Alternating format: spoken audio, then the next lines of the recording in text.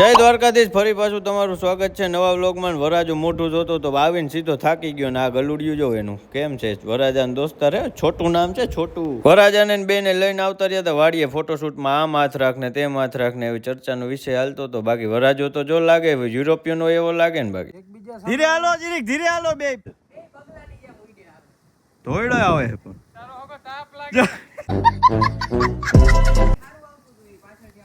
હા ready ready. બપોર પછી નીકળી ગયા ભાઈ જુનાગઢ, કેમ કે ત્યાંથી આપણે નવી ગાડી બ્રેઝા લેવાની હતી. બ્લેક ગાડી, બ્લેક બ્યુટીન ભાઈ. પછી આપણે સાઇન કરી નાખી, કેમ કે આપણા નામે બ્રેઝા હતી. આ જોનભાઈ એટલી સાઇન કરાવતા હતા ને જાણે મારી પ્રોપર્ટી આખી એને નામે કરી દેવાની હોય. અચ્છા.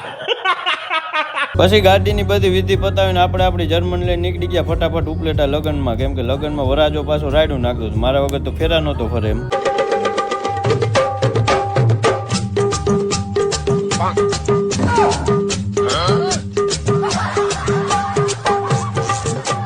પછી રાતે આવી ગયા કુંભળિયા ભજીયા ખાવા બધા ભાઈઓ. દહીં ને છાસ ને ચટણી ને મોજ આવી ગઈ, કેમ કે ભૂખ બહુ લાગી ગઈ. આ ડાન્સ કરી કરીને થાક્યો તો છાસ પીતો તો 2-3 છાસની કોથળી પી ગયો તો. વ્લોગ સારો લાગ્યો તો લાઈક કરો, શેર કરો, ફોલો કરો. જય દ્વારકાધીશ.